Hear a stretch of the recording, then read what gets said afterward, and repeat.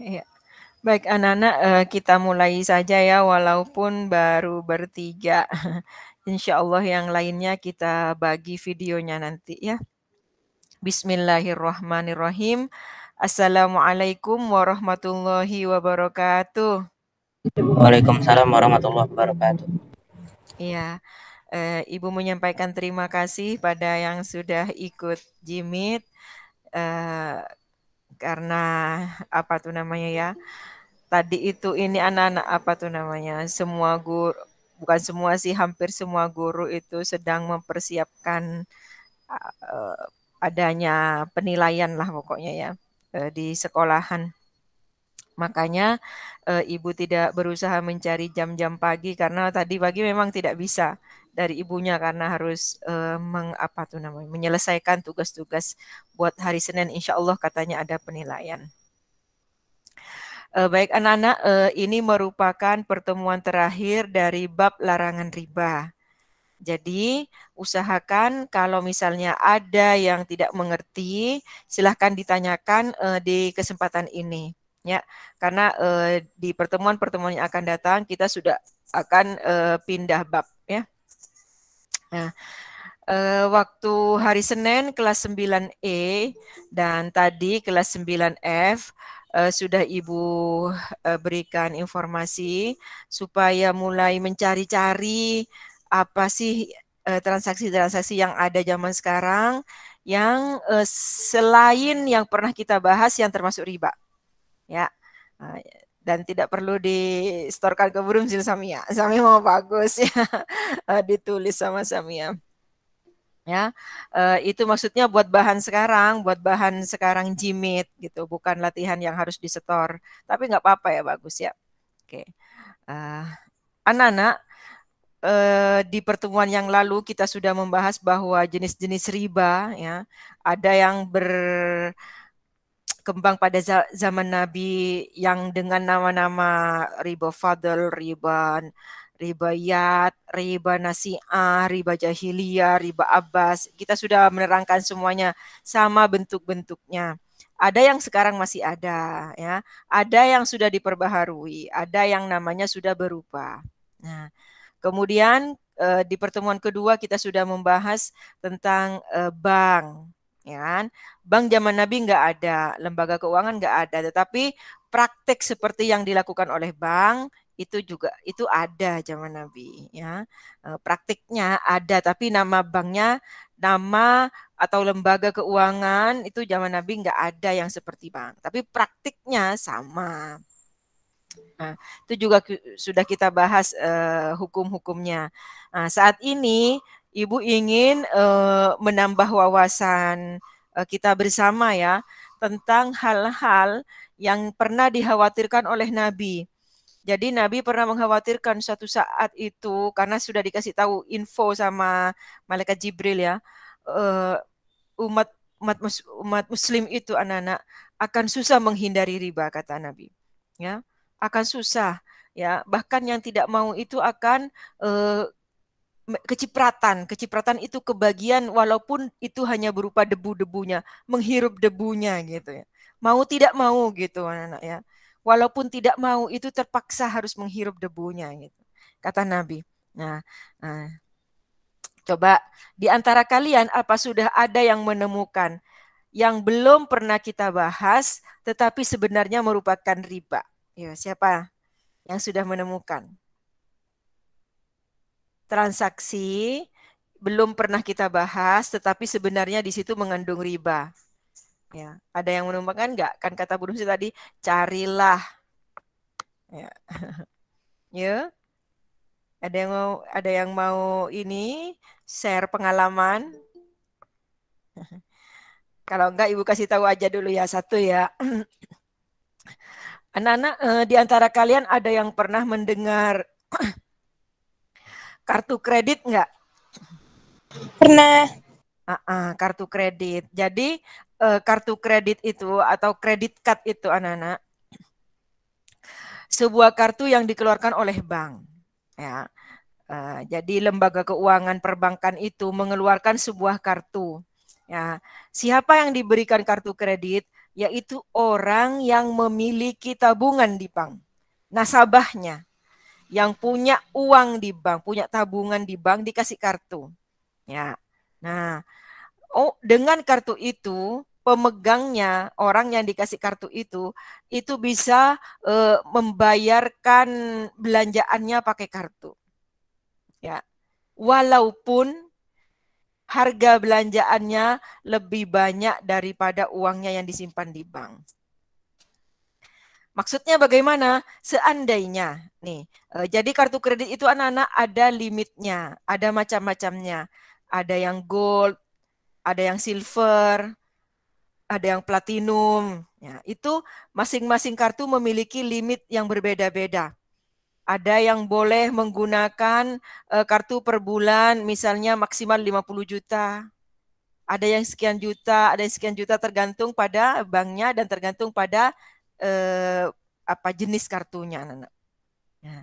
Seandainya misalnya di sini siapa ya? Firly. Firly punya kartu kredit, ya. Dan ini batasnya 50 juta. Padahal Firly tidak punya uang di situ 50 juta. Ya. Kenapa Bu kok bank memberikan kartu yang bisa berbelanja 50 juta padahal Firly tidak punya 50 juta di bank itu, tabungannya nggak sampai. Ya. Karena bank itu menganggap kalau Firly dikasih hutangan sampai 50 juta, Firly nanti bisa bayar. Ya. Jadi mau ngasih hutangan, namanya kredit itu kan hutangan, kartu kredit. Jadi Firly dikasih batasan, Firly ini saya kasih kartu. Kamu bisa belanja dengan kartu ini dengan batas maksimal 50 juta setiap bulan. Walaupun Firly itu tabungannya tidak sampai 50 juta. Karena bank menganggap kalau batasnya 50 juta, kemungkinan Firly akan bisa bayar. Itu namanya kartu kredit. Nah, dalam kartu kredit itu anak-anak, ya, namanya itu godaan setan. Ya, namanya godaan setan. Ya, itu dianggap sebagai sesuatu yang mewah, ya kan? Orang kan kalau bayar pakai kartu kredit itu kan kayaknya, kaya banget gitu kan ya. Padahal belum tentu dia duitnya cukup itu anak-anak. Ya. Boleh jadi masih dihutangin sama banknya. Kelihatannya keren, kelihatannya simple, kemana-mana nggak usah bawa uang, tinggal tinggal bayar-bayar gitu pakai kartu-kartu gitu kan ya. Ya. Kelihatannya enak gitu pokoknya. Ya, nggak usah ribet-ribet. Ya. Orang muda yang seperti kamu, kalau sudah gede, kemungkinan akan tertarik kalau ditawar-tawarin seperti itu. Yang terbayang pertama gitu, wah enak juga nih gitu kan ya. Bisa belanja walaupun enggak punya uang, nanti dikasih apa tuh namanya, dikasih hutangan ibaratnya.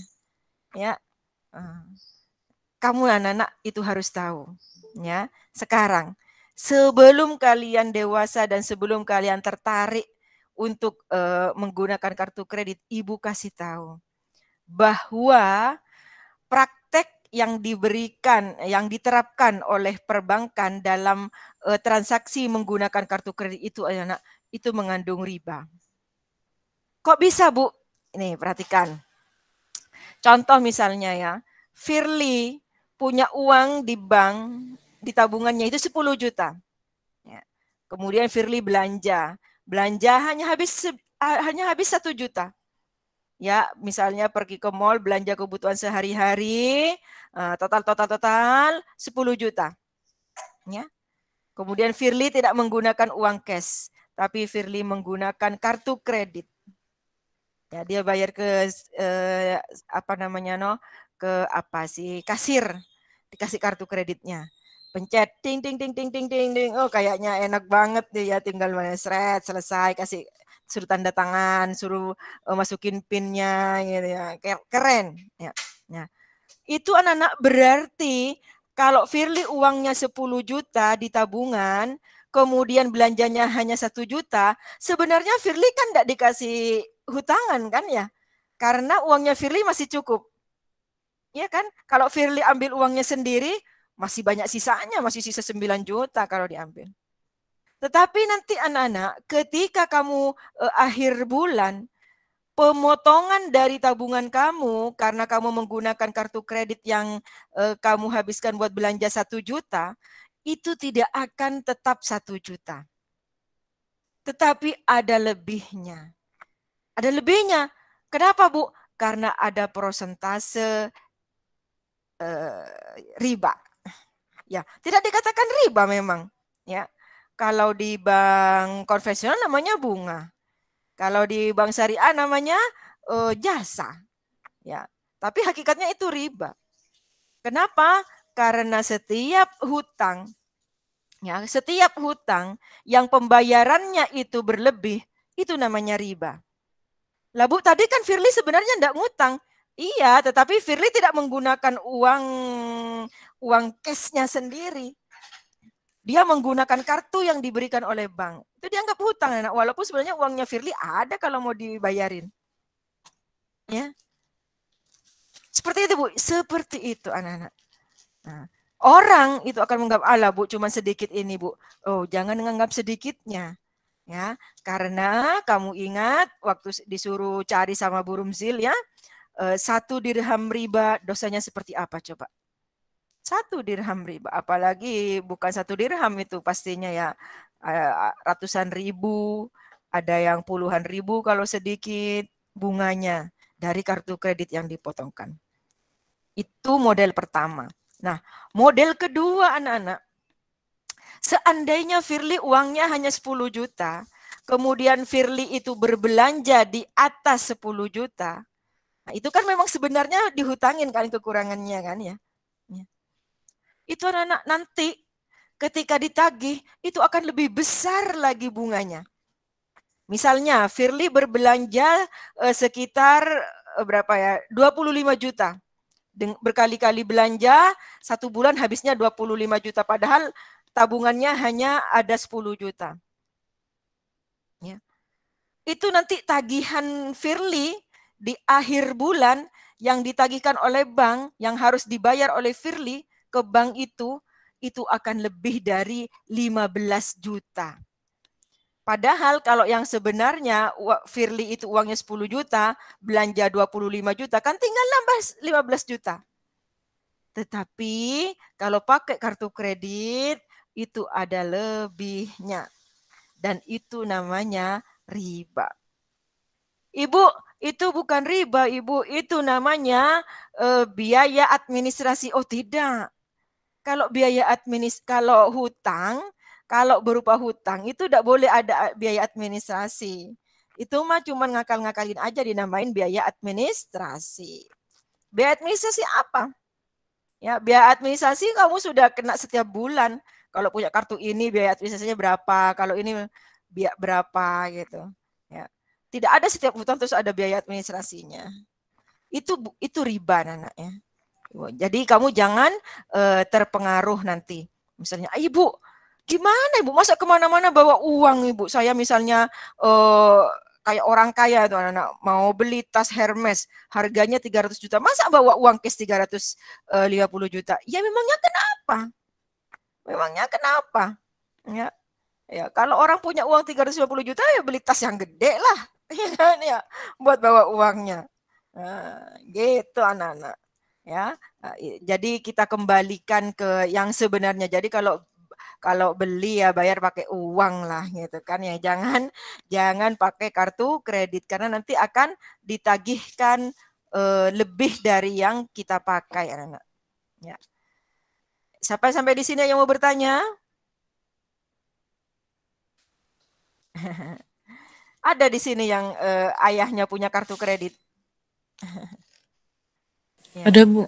Iya, ya, coba deh cek. Bener nggak ayah kata Bu Rumzil? Kalau misalnya ayah itu menggunakan kartu kredit misalnya hanya 500.000, nanti ditagihnya berapa? Pasti lebih dari 500.000. Ya, karena itu anak-anak dianggap hutang. Dan setiap transaksi hutang di perbankan itu dikenakan bunga.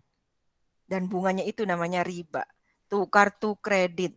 Solusinya bagaimana Ibu? Nanti ya Bu Rumzil karena duitnya aja sedikit, jadi nggak ribet bawa uang gitu kan ya.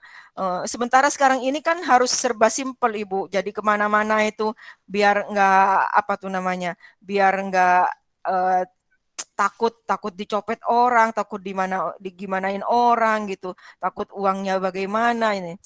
Ya kita harus belajar ini anak-anak, belajar apa tuh namanya. Memegang agama dengan benar ya. Jadi kalau misalnya sama Allah dilarang, berarti kita harus mencari solusinya. Solusinya bagaimana? Oh iya, nanti saya mau belanja misalnya kira-kira habis 25 juta. Ya bawa misalnya 27 juta. Ya, 25 juta yang buat belanja apa tuh namanya persediaannya 2 juta. Nah, itu cukup Bu buat di tas. Cukup.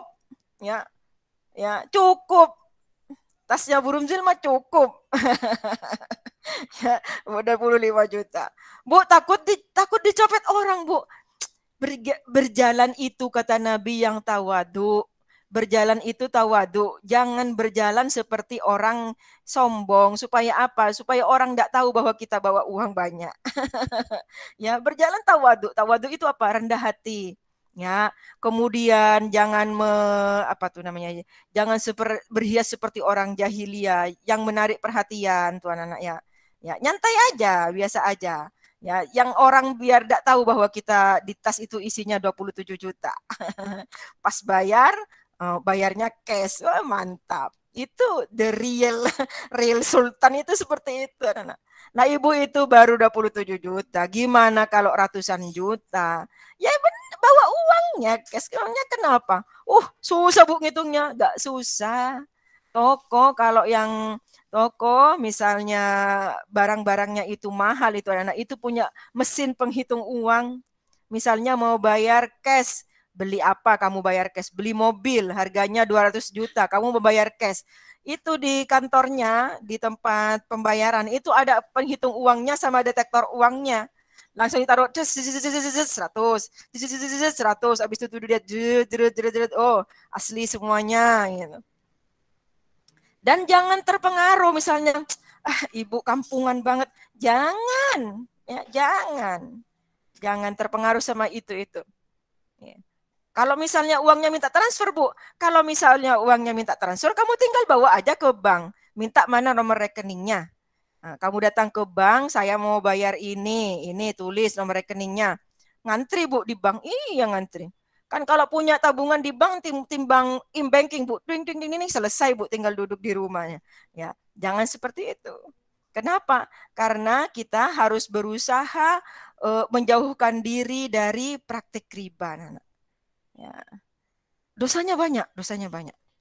Dosanya ada 73 pintu dosa kata Rasulullah ya.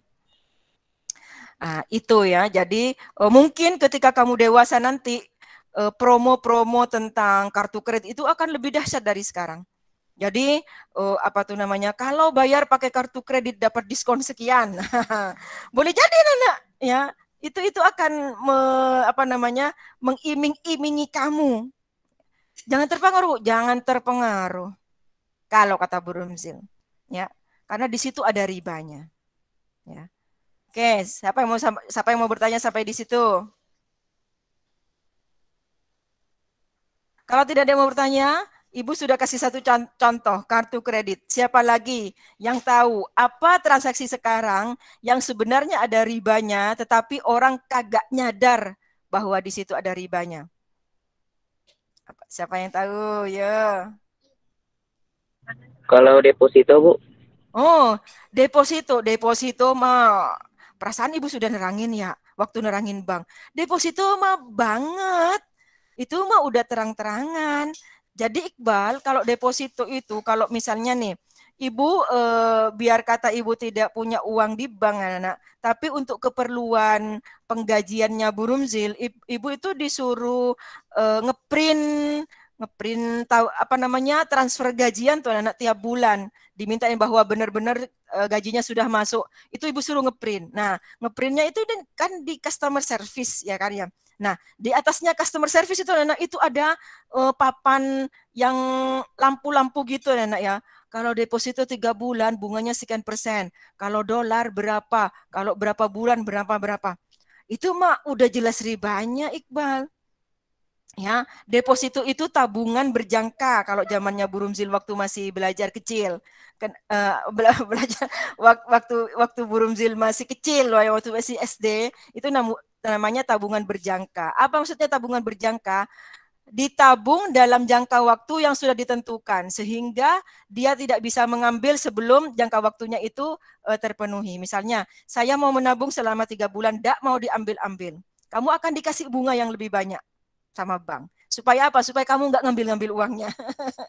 Semakin lama kamu tidak akan mengambil uangnya, kamu akan semakin dikasih bunga yang banyak. Ya. Kenapa? Karena bank itu akan lebih leluasa mengelola uang kamu. Makanya orang yang berdeposito itu bunganya lebih banyak.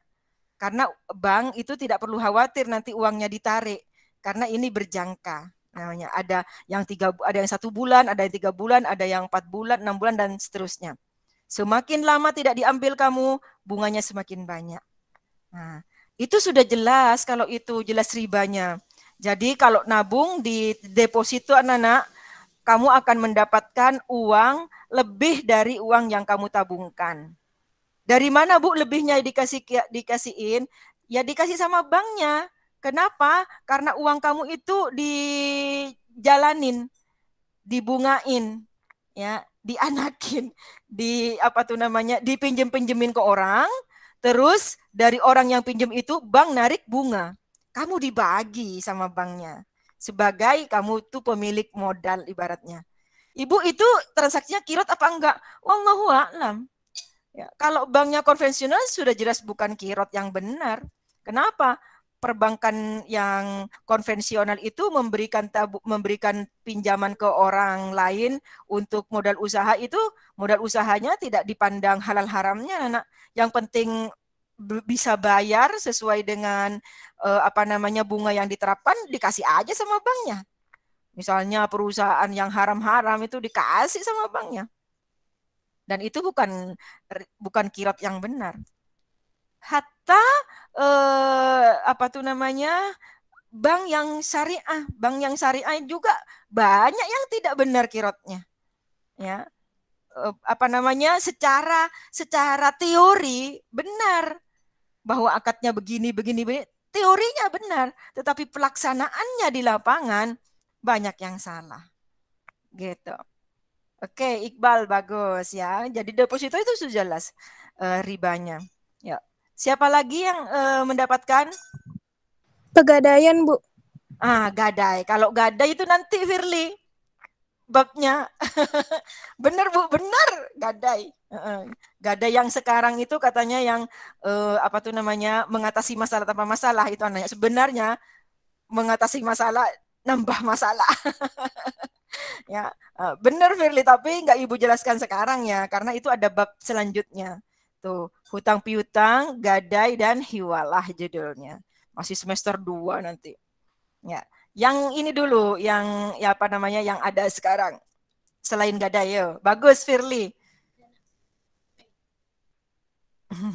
Siapa lagi yang tahu? Ibu, saya mau tanya. Kan misalkan jual beli emas online. Misalkan nih, saya beli emas. Misalkan harganya 10 juta. Nah, terus tapi nyampe rumahnya tunggu seminggu. Itu termasuk nggak? Nggak boleh. Kalau emas itu anak-anak harus kontan. Ya, harus kontan. Kalau ada emas yang bisa bayar COD, itu kamu ambil yang COD.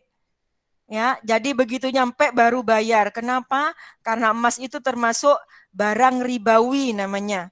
Barang ribawi itu apa? Harus yadin beyadin. Kamu kasih uangnya, kamu terima emasnya. Nah, tapi kalau tidak, kamu termasuk ribayat. Ya. Ya Firly ya, jadi kalau beli emas secara online, kamu pilih pembayaran yang secara COD. Ya, kenapa harga emas itu naik turunnya cepat? Tidak boleh tidak kontan. Jadi kalau kamu bayar sekarang, harus terima emasnya sekarang. Ya, kalau emas perak, kemudian bahan makanan pokok. Kalau sekarang kita beras gitu kan ya, itu harus ini tidak boleh ada tangguh. Ya, garam kalau zaman Nabi ya. Kalau sekarang alhamdulillah kita termasuk di negara yang penghasil garam. Ini ya garam murah ya, ada yang apa tuh namanya sampai ngutang garam kalau di Indonesia. Alhamdulillah. Oke, Firly. Iya, Bu. Makasih, Bu. Ya, siapa lagi yang mau bertanya? Oke, Ibu kasih contoh selanjutnya ini Ana ya. Mungkin kalian itu pernah menggunakannya, tapi kamu kan nggak nyadar. Coba, siapa yang pernah punya GoPay?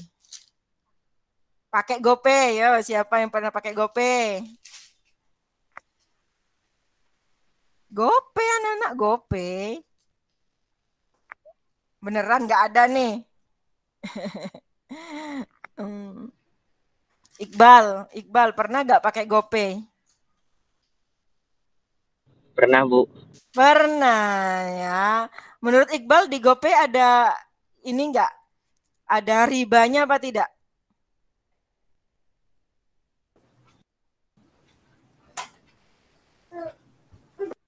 Hah? Menurut Iqbal? Ya, siapa yang mau kasih inian, kasih ide? GoPay itu mengandung riba apa enggak sih, anak-anak? Mengandung, Bu. Mengandung. Dari mana coba ya? Coba Soraya, gimana? Kok GoPay mengandung riba? Di mana ribanya, Soraya?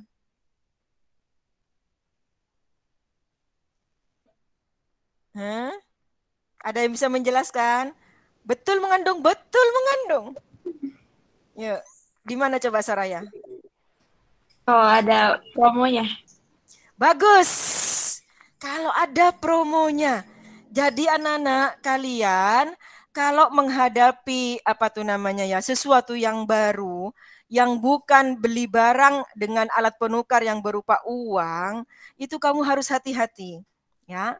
GoPay itu termasuk e-money, ya. Uang kita setorkan dulu ke lembaga keuangan yang dimiliki GoPay. Jadi GoPay itu merupakan aplikasi keuangannya yang satu grup sama Go gitu kan ya. Go apa. Nah, lembaga keuangannya itu namanya GoPay. Nah, itu anak-anak tujuan adanya GoPay itu dia itu ingin mengumpulkan uang masyarakat sebanyak-banyaknya. Untuk apa, Bu? Untuk usaha dia, untuk usahanya. Ya kan? Nah, akan tetapi selain untuk untuk usaha, jadi uang dari orang seluruh Indonesia yang masuk ke GoPay itu anak-anak di rekeningnya GoPay itu anak-anak tidak boleh diambil sekian persen, itu perjanjiannya. Ya, kok ibu tahu? Ibu baca lah ya. Jadi ibu tidak ikut perjanjiannya, ibu baca. Jadi misalnya nih, GoPay itu rekeningnya apa sih anak? Pernah ada yang tahu nggak? GoPay itu kalau misalnya kamu top up GoPay, itu rekeningnya apa? Apa DK, apa BRI, apa BNI, apa BCA gitu. Ada yang tahu nggak? Nggak tahu ya? Ya pokoknya perbankan lah. Jadi kita top up misalnya ke Indomaret, ke Alfamart gitu ya, untuk top up GoPay. Nah, itu uang kita itu akan dimasukkan ke rekeningnya GoPay. Nah, di situ anak-anak bertumpuk orang se-Indonesia memasukkan uang. Nah, uang di GoPay, di rekeningnya GoPay itu anak-anak yang boleh dikelola oleh GoPay itu adalah yang sudah dibayar-bayarkan oleh pengguna GoPay kepada transaksi-transaksinya. Misalnya pembelian apa. Nah, itu boleh sudah disalurkan sama GoPay. Nah, yang tidak digunakan, uang yang belum digunakan, misalnya Kaisan punya GoPay masih sisa 100.000, kemudian Soraya punya GoPay masih sisa 500.000, Wiki punya GoPay masih sisa 75.000. Nah, se-Indonesia itu uangnya yang belum digunakan, ya. Nah, itu tidak boleh ditarik karena itu uangnya nasabah. Nah, itu perjanjiannya. Nah, ketika uang yang tidak ditarik itu ngetem di rekeningnya GoPay, maka Setiap akhir bulan, GoPay itu akan mendapatkan bunga dari bank yang dipakai oleh GoPay. Ya, jadi uangnya para nasabah yang belum digunakan oleh nasabah itu kan terkumpul di rekeningnya GoPay. Ya kan? Nah, secara otomatis setiap bulan bank akan memberikan bunga kepada GoPay atas uangnya yang tidak diambil itu. Nah, anak-anak, sebagian dari bunga itu, ya, sebagian bunga yang diterima oleh GoPay dari perbankan, itu anak-anak disalurkan kepada yang punya aplikasi GoPay, yang punya simpanan di GoPay, atau para pengguna GoPay, sebagai bentuk-bentuk promo. Supaya apa? Supaya orang pada kepengen lewat GoPay. Bayarnya supaya kalau punya uang, uangnya taruh aja dulu di GoPay. Nanti bayar pakai GoPay ada promonya. Loh, ya coba kamu secara logika, mana ada orang yang mau kasih promo cuma-cuma. Pasti itu adalah hasil sesuatu dari uang yang kita punya sendiri sebenarnya. Nah, cuman caranya GoPay mendapatkan itu dengan cara dibungakan. Makanya kalau kamu itu ada pembelian, kalau pakai GoPay itu harganya sekian, kamu jangan ambil promo itu. Kenapa, Bu? Karena promo itu diambilkan dari bunga para nasabah. Ya, itu model-model apa tuh namanya ya, marketing supaya apa? Supaya menarik orang naruh uang di GoPay, supaya bisa belanjanya pakai GoPay. Gitu. Ya. Jadi makanya kalau bayar pakai GoPay gratis titik-titik. Kalau bayar pakai GoPay diskon titik-titik. Nah, itu nanti uangnya akan ditutupi dari bunga yang didapatkan oleh GoPay. Bukan berarti GoPay-nya Bu yang dosa. Bukan cuman GoPay-nya yang dosa. Bukan kita sih, orang yang menaruh uang di GoPay itu harus ngerti bahwa uangnya itu sama GoPay dianakkan, dibungain. Ya, di apa itu namanya ya? Diribain. Bu, bagaimana Bu? Saya mau beli sesuatu. Itu satu-satunya cara harus pakai GoPay. Ya, kamu tidak usah top up. Kamu tidak usah top up-nya. Kamu tinggal datang aja ke Indomaret. Saya mau bayar ini pakai GoPay, tapi kamu bayar persis seperti harganya. Itu caranya kalau kamu memang sudah tidak ada pilihan. Harus pakai GoPay misalnya. Saya Bu mau beli ini. Pembayarannya hanya boleh pakai GoPay. Nah, berarti kamu harus bayar saat itu juga. Tidak boleh dilebihin. Supaya apa? Supaya kamu tidak terlibat. Ya. Oke, sampai di sini sampai dulu yang mau bertanya. Saya. Yo, silakan Firly. Misalkan nih Bu, kita tinggal di luar negeri. Nah, kan misalkan tinggalnya cukup lama, terus kita nyewa rumah gitu kan. Nah, biasanya kalau nyewa tempat tinggal di luar negeri itu kan harus pakai deposit. Itu gimana, Bu? Nah, betul sekali. Jadi, untuk posisi-posisi darurat itu anak-anak, memang ada yang tidak ada pilihan. Kan Ibu pernah bilang, Ibu itu bukan penganut yang punya uang rekening di bank. Tetapi ketika gajinya Ibu, nah, Ibu kan secara pekerjaan halal kan, mengajar, yang diajarkan fikih, ya, kebaikan, ya, gajinya Bu Rumzil halal dong. Nah, tapi mau tidak mau karena Ibu PNS gajinya harus lewat rekening. Mau tidak mau Ibu harus punya rekening. Nah, itu namanya darurat. Ya. Karena tidak bisa mau lewat siapa orang ditransfer pakai rekening DKI lagi ya. Bukan DKI, BRI. Bukan BRI Syariah. Yang disuruh itu BRI. Nah, mau tidak mau ya harus punya rekening. Tetapi ingat, kalau darurat itu tidak boleh keenakan. Namanya darurat ya ambil seperlunya. Ketika uangnya sudah masuk ke rekening, langsung tarik. Itu namanya darurat memang. Ya. Nah, sama dengan misalnya tadi Firly hidup di luar negeri. Ya. Orang kalau mau kuliah di luar negeri, misalnya nih yang Ibu tahu ya, mau kuliah di Jerman. Ya. Itu anak-anak harus punya uang 150 juta di rekening. Deposito tidak boleh diambil. Ya, kenapa? Karena orang Jerman itu tidak mau ada penduduk dari luar negeri nanti jadi gelandangan. Jadi orang pengemis-pengemis terlantar gitu, yang tidak jelas gitu kan ya. Orang Jerman enggak mau. Jadi harus punya rekening yang isinya 150 juta. Ya. Nah, namanya kamu mau menuntut ilmu, yang menuntut yang menuntut harus punya deposito itu negara yang tempat kamu mau menuntut ilmu, ya kamu ikuti, tetapi kamu tidak boleh ambil. Kamu berada di posisi darurat, tapi tidak boleh ambil keenakannya. Misalnya ada bunganya, jangan kamu ambil. Ya, seandainya nanti kamu dihisap sama Allah, kamu punya rekening, punya deposito nih 150 juta nih di bank apa misalnya namanya ya. Itu saya gunakan karena saya mau menuntut ilmu Allah gitu kan ya. Saya itu darurat karena saya mau menuntut ilmu di situ, kata Allah. Tapi kamu ini ambil bunganya, tidak bisa, kamu kena salah ya. Tapi kalau kamu udah ambil bunganya, kamu itu bisa berhujjah, beralasan, Allah, saya udah ambil bunganya Allah, karena saya memang niatnya hanya menuntut ilmu, dan itu dituntut oleh orang sana, harus punya rekening. Nah, jadi jangan ambil bunganya. Ya. Nah, itu namanya posisi darurat. Dulu anak suaminya Bu Rumzil itu waktu sebelum pandemi itu sering dapat tugas dari kantornya untuk pergi ke luar negeri. Ya, kalau pergi ke luar negeri itu anak-anak itu udah bayar sendiri, ya, dibayarin oleh negara yang mengundang. Nah, negara yang mengundang itu anak-anak bermacam-macam. Ada sebuah negara itu anak-anak yang tidak mau ngasih uang dalam bentuk uang, tetapi dia itu ingin semua uang yang dikasihkan itu terpantau lewat e-money. Ya, kayak kalau sekarang kayak Indomaret Card gitu. Jadi berupa itu. Jadi perbelanjaannya pakai itu semua, pakai kartu semuanya. Ya. Karena itu tuntutan pekerjaan, ya udah kerjakan aja. Ya, dikasihnya begitu, ya udah. Nah, tapi setelah selesai, tarik uangnya. Ya, selesai, itu namanya darurat. Jangan keenakan maksudnya Nana ya.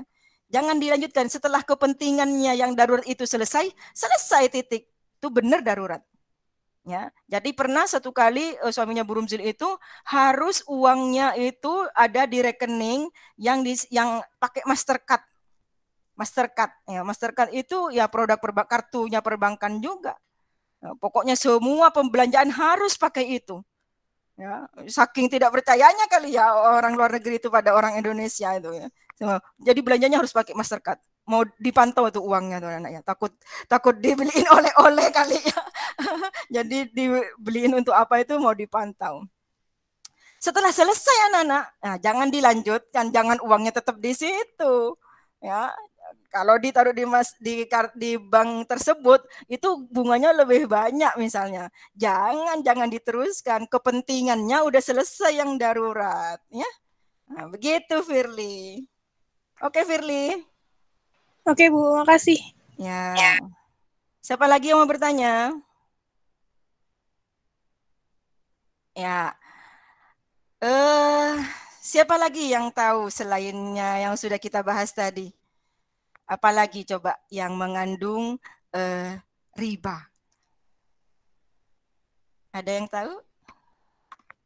Kalau OVO bagaimana nak OVO? Menurut kamu OVO apa sih bacanya OVO kan? OVO. Siapa yang pernah pakai OVO dulu? OVO biasanya dipakai buat apa Nana OVO? Ada yang pernah ke mall terus kalau misalnya mau bayar parkir harus pakai OVO? Ada nggak? Enggak ya. Jadi ada semacam apa tuh namanya ya, seperti e-money juga. Itu mereknya namanya OVO anak-anak. OVO. Jadi ada beberapa perusahaan parkir itu yang bekerja sama dengan OVO. Jadi dia parkirnya karena mungkin takut diselewengkan ya kan, kalau parkir walaupun sudah pakai digital begitu itu masih bisa dicurangi anak-anak. Akhirnya dia pakai scanan OVO. Kalau tidak pakai scanan itu tidak bisa keluar motornya. Nah, itu anak-anak kalau kamu terpaksa hanya untuk bayar parkir ya. Bayar parkir pakai OVO-nya itu tidak masalah. Jadi misalnya kamu pergi ke Cibubur Junction. Ya, kamu bawa motor masuk ke parkiran. nanti kartu parkirnya itu di-scan di tempatnya OVO itu. Ya Ibu pernah Kak, Ibu tahu OVO karena ada di situ anak di Cibubur Junction ya. Nah, di-scan di situ. Nah, habis di-scan bilang Masnya 4.000 Bu gitu kayak bayar 4.000. Kita dapat kertas yang buat di-scan buat ngeluarin motor. Itu tidak masalah. Kenapa? Kita bayar parkiran. Hanya tukang parkirnya itu menggunakan aplikasi OVO. Itu saja urusan kita. Ya, jadi kalau masalah parkiran bayar pakai OVO tidak ada masalah. Yang jadi masalah adalah nih, kalau orang itu naruh uangnya di OVO lebih dari yang dibutuhkan untuk parkiran. Misalnya, aduh, asal parkir ketemu OVO, daripada begitu-begitu saya mending top up aja deh OVO. Misalnya berapa? 100.000. Oh, saya 200.000. Karena ada yang naik mobil. Kalau naik mobil kan sekali parkir mungkin berapa gitu ya. Ada yang naruh 500.000, ada yang 1 juta gitu anak-anak. Ya, ya. Itu anak-anak prosesnya sama saja dengan GoPay. OVO itu banyak memberikan promo. Supaya apa? Supaya orang itu kalau mau bayar-bayar pakai OVO. Bayar pakai OVO gitu kan ya. Nah, ya, jadi apa tuh namanya? Nanti orang itu supaya uangnya ditaruh di OVO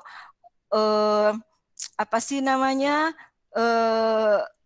Sebagian dari bunga yang diperoleh dari perbankan, dari sisa-sisa uang yang tidak dipakai oleh nasabahnya, itu anak-anak disalurkan melalui promo-promo potongan. Sama seperti GoPay.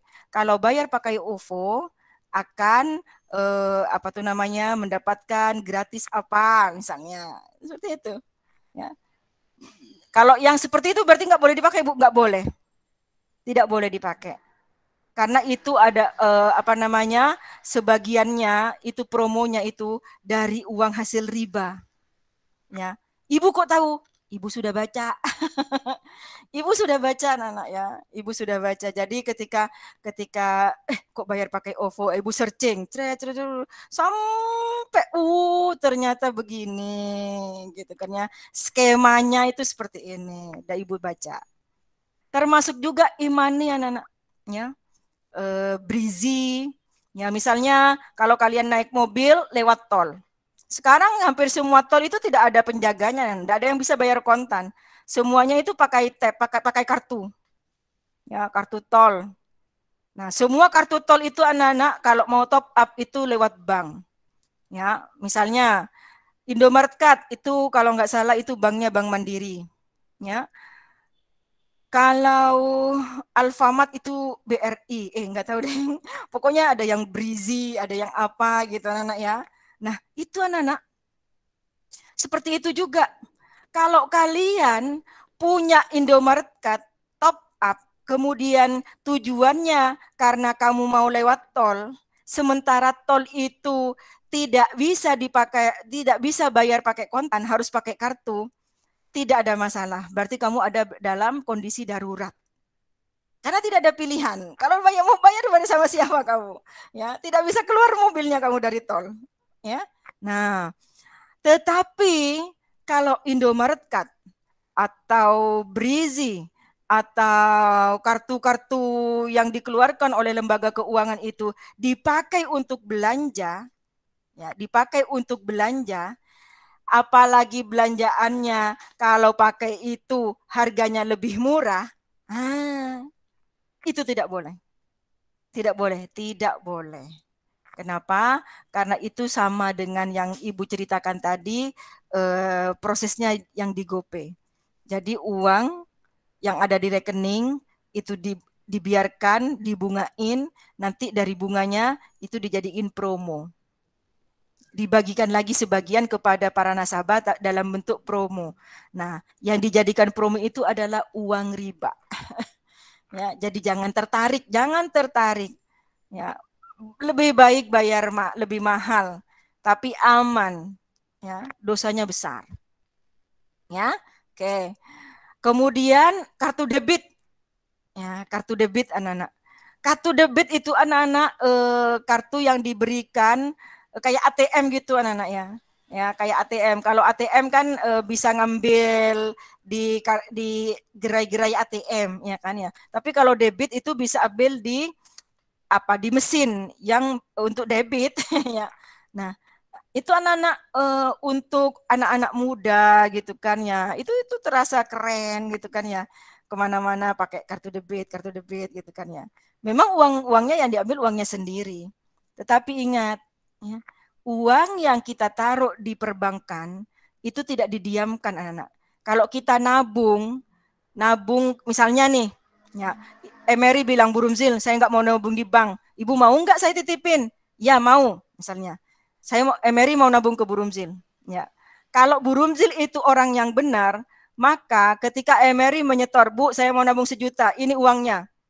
Nanti ketika Emery mau ambil uangnya yang 1 juta, maka uangnya yang ibu kasihkan adalah uang yang Emery kasih ke Bu Rumzil. Itu yang benar. Nabung yang benar itu seperti itu. Ya, misalnya uangnya 100 ribuan, ada 10, 1 juta. Ya, maka yang ibu kasihkan adalah uangnya yang tadi.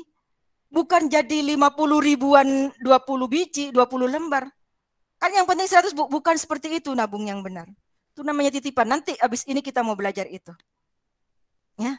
Nah, itu yang nabung yang benar. Tetapi kalau kamu nabung di bank, itu tidak nabung yang sebenarnya, anak. Uang kamu itu tidak ditaruh sama banknya. Uang kamu itu dikumpulkan, terus diaduk gitu. Di apa namanya?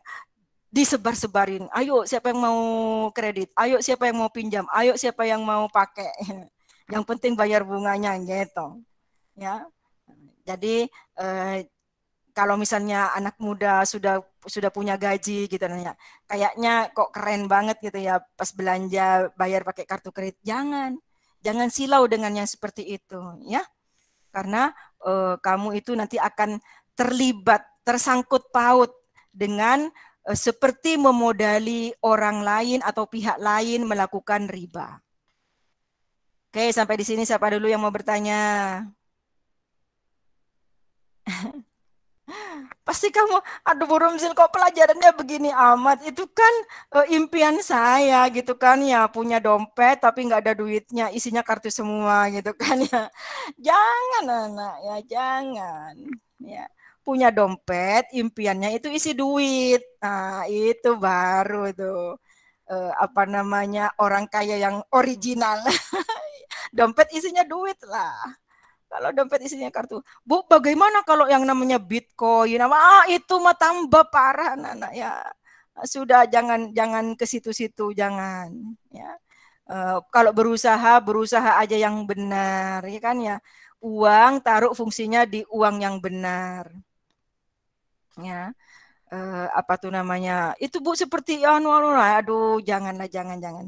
Ya, apalagi transaksinya dengan orang yang nggak jelas, orang yang tidak ngerti apa tuh namanya syariat Islam. Ya.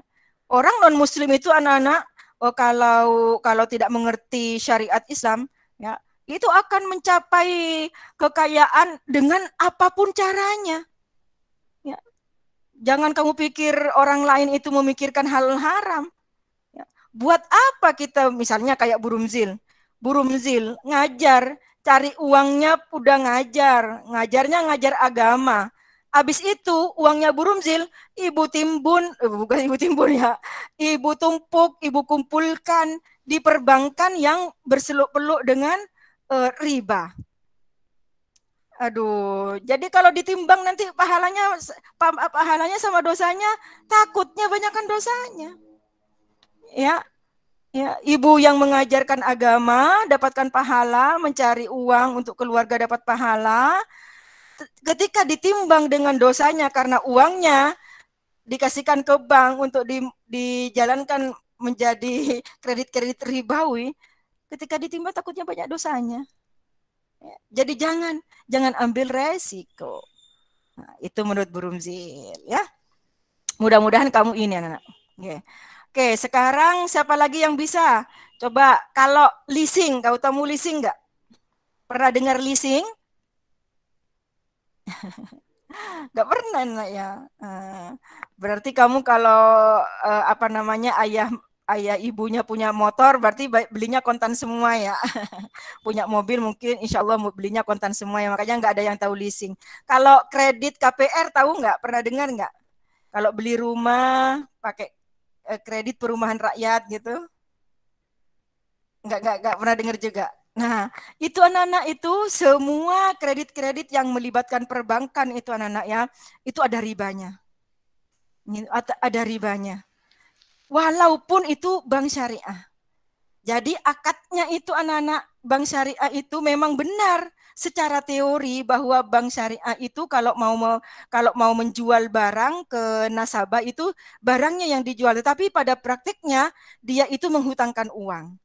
Uang yang dia hutangkan kemudian dia mengambil keuntungan dari hutang uang tersebut. Dan itu namanya riba. Supaya kamu tidak mengangan-angan, Ibu kasih contoh yang syariah ya. Kalau yang perbankan konvensional, nggak usah dibahas. Jelas riba itu. Udah terang-terangan bilang bunga. Misalnya kredit KPR perumahan ini melalui bank bank BNI misalnya. Bunga 8%. Udah jelas itu. Sudah bilang bunga. Kalau kredit, kalau ngutang segini bunganya, berarti kan sudah jelas itu kan ya. Sudah jelas ribanya. Kalau sudah jelas-jelas dibilang bunga. Nah, Ibu mau membahas yang yang di syariah aja ya, yang bank syariah, yang tidak menyebutkan sebagai bunga, yang secara teori sebenarnya benar, tetapi pada pelaksanaannya salah. Nih contoh misalnya siapa? Frenciora. Ya. Rara misalnya mau beli rumah. Ya. Rara mau beli rumah harganya 200 juta. Tapi Rara hanya punya 100 juta. Kata Rara, jangan ke bank konvensional dah, itu bunga banget gitu kan ya. Saya mau ke bank syariah. Datanglah ke bank syariah, katanya bank syariah nih Islam ini gitu. Datang Frenciora bilang, "Bang, saya itu mau beli rumah. Harganya 200 juta, Bang, ya. Saya itu baru punya uangnya 100 juta. Jadi saya mau KPR, mau kredit." Kredit. Itu anak-anak nanti akan ada surveyor dari bank syariah tersebut yang ngecek rumahnya. Mana? Kasih tahu. Yang ini, yang ini, yang ini. Mungkin dia akan nego-nego apa segala macam gitu kan ya. Nah, kalau benar, nih perhatikan, Ibu kasih contoh dulu kalau banknya yang benar ya. Kalau banknya yang benar itu anak-anak prakteknya, maka ketika rumahnya sudah diketahui yang mau dibeli, misalnya di Jalan Dalang Munjul nomor 1, harganya 200 juta, maka bank itu akan datang ke rumah itu bertransaksi dengan yang punya. Ditawar, misalnya dikasihkan 195 juta sama yang punya. Dibayar sama bank. Bayar sama bank. Ya, berarti rumah itu sudah punyanya bank, sertifikatnya sudah dipegang oleh bank. Habis itu baru bank menjual ke Frenciora. Frenciora, nih rumah yang kamu inginkan sudah saya beli. Ya, kamu mau beli? Ada duit berapa? Ada duit 100 juta. Oke, saya mau jual ke kamu ini 250 juta. Mau nggak? Kata banknya. Terus 150 jutanya bagaimana? Ya kamu cicil. Kamu cicil misalnya 1 bulan berapa juta? Misalnya 1 bulan 10 juta berarti 15 bulan. Gitu kan ya. Oke. Jadi. Nah, kalau seperti itu anak benar. Jadi rumahnya dimiliki dulu oleh bank. Dibeli dulu oleh bank. Baru dijual ke Rara. Ke Frenciora. Ya, Bu, banknya ambil untung, Bu. Tadi kan Rara sudah tahu harganya 200 juta. Kok banknya ambil untung? Ya, terserah banknya. Kan banknya kalau kan bilang ke Rara, kamu mau? Aku mau jual ke kamu 250 juta. Gitu. Kalau Rara tidak mau, ya tawar aja ke banknya. Gitu caranya. Dan misalnya franchise taruh, jangan 250 juta lah, banyak banget untungnya. Tawar 230 juta. Boleh, kalau deal, udah. Ya, boleh Bu seperti itu. Kalau yang seperti itu boleh. Tapi praktiknya tidak ada yang seperti itu. Ya, tidak ada bank yang mau ambil resiko. Iya kalau Frenciora jadi beli. Kalau ternyata habis rumahnya dibeli sama bank, ternyata pas Frenciora ini bank rumahnya sudah saya beli, sudah saya bayar. Ya, ayo kamu mau beli gak saya juga sama mau jual 250 juta. Terus Frenciora bilang, "Aduh maaf saya gak jadi." Ngapain bank beli rumah itu? Itu uangnya masyarakat gitu kan ya.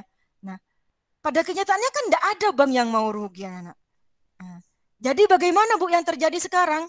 Nah, yang terjadi sekarang, nih, makanya Ibu bilang hati-hati walaupun namanya syariah, Frenciora itu akan dibilangin, oh kamu mau beli rumah itu harganya 200 juta. Ya, oke. Setelah disurvei, benar ada rumahnya ini segala macam, maka Frenciora itu akan dikasih uang sama banknya. Oke, ini kamu ada 100, nih aku tambahin 100 juta buat beli rumah itu. Tapi kamu nyicilnya ke saya, ke banknya, misalnya 10 bulan. Kalau 10 bulan aslinya kan Frenciora itu punya hutang 100 juta, bayarnya setiap bulan 10 juta.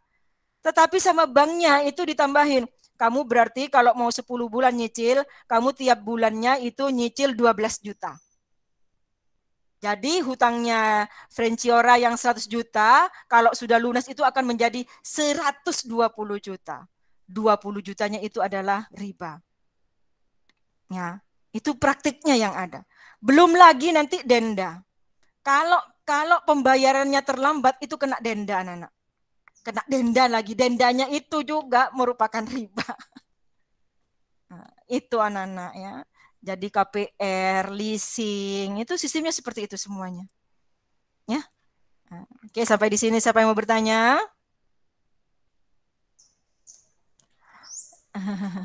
Mudah-mudahan kita terlepas semuanya dari riba. Mungkin ada yang mau bertanya, Ibu, kenapa sih Bu kok susah banget Bu ini riba-riba diharamkan ya? Itu anak-anak karena riba itu anak-anak menyebabkan inflasi. Ya, menyebabkan inflasi secara sedunia, ya, secara masif. Ya, kenapa kok Indonesia itu walaupun katanya kaya raya, kok masih banyak hutangnya? Karena seperti itu anak-anak. Hutangnya itu berbunga. Ya, yang pertamanya cuma punya hutang 1 triliun, ketika dicicil gak bisa bayar itu jadi 1 triliun lebih. Ngutang lagi, ya nambah lagi. Lama-lama hanya bayar bunganya. Hutangnya tidak terbayar. Nah, karena sudah banyak hutangnya nanti barang-barang jadi naik. Kalau barang-barang jadi naik akan berimplikasi ke yang lain-lain. Akan merembet-rembet ke masalah-masalah yang lain. Nah, secara kita agama Islam itu petunjuknya dari Allah yang Maha tahu bahwa kalau begini akan begini, kalau begini-begini. Kan Allah kan yang membuat skenario bumi anak-anak. Yang paling tahu kan Allah. Ya, sama Allah langsung dibilangin, "Dak boleh yang seperti ini. Nanti kamu akan begini," kata Allah. Ya, Islam itu sudah di-cut dari awal, dak boleh bunga. Ya, walaupun secara ini kayaknya enak banget itu ya, tinggal duduk-duduk nanti dapat bunga deposito gitu ya. Tinggal kipas-kipas tiap bulan dapat uang, ya tinggal ngopi-ngopi dapat ini enggak usah kerja itu kan ya. Kata Allah, jangan seperti itu. Itu anak-anak. Karena dari praktek itu akan menyebabkan bahaya yang lebih besar. Makanya dosanya sangat banyak. Ya. Oke, sampai sini ada yang mau bertanya? Tapi kalau di pelajaran ekonomi Bu, kok nggak dibahas ya? Kalau ekonomi kan ekonominya ekonomi apa, Nana? Kalau Burumzil kan ngajarnya yang Islami, karena kita beragama Islam ya, yang percaya dengan kehidupan akhirat gitu ya.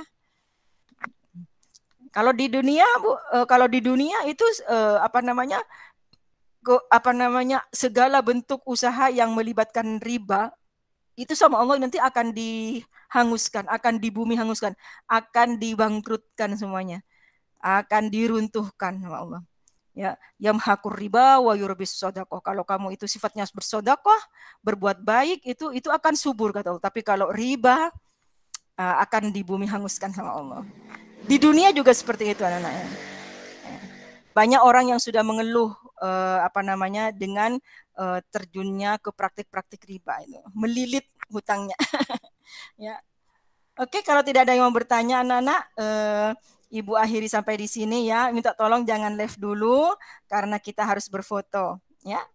Mudah-mudahan kita semua itu terhindar dari riba ya. Ingat ketika kalian tambah dewasa kemungkinan akan lebih tidak terlihat lagi ribanya. Sama seperti ketika pertama kali Bu Rumzil kenal dengan bank syariah. Ibu tidak nyadar bahwa di situ ada praktik riba. Ketika pertama kali ada Indomaret Card, Ibu tidak nyadar juga bahwa di situ ada riba. Tapi ketika sudah dibaca, ada informasi bahwa begini-begini, ternyata. Boleh jadi ketika kamu dewasa nanti akan lebih samar anak-anak. Dan kamu harus hati-hati. Harus hati-hati ya.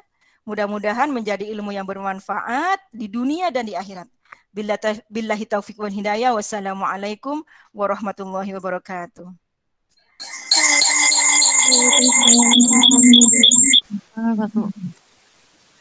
Ya. Buka kameranya, sayang. Ayo kita foto, buka kameranya semuanya. Ayo kameranya dibuka semuanya.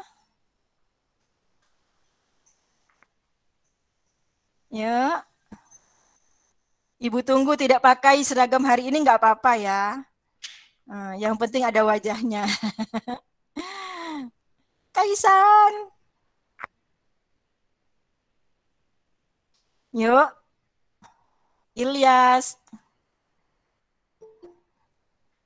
No, tunggu dulu Bu Eva. Bu Eva sudah mau ikut jimitnya ini eskul. Ayo anak buruan anak ya. Ibu sudah mau eskul ini. Ya. Oke ya. Ya sudah ya. Yuk seadanya saja ya. Ayo Vista Ibu tunggu. Ya. 1, 2, 3. Oke anak-anak makasih banyak ya. Assalamualaikum. Waalaikumsalam. Makasih Bu. Sama-sama anak. Yuk, waalaikumsalam warahmatullahi wabarakatuh.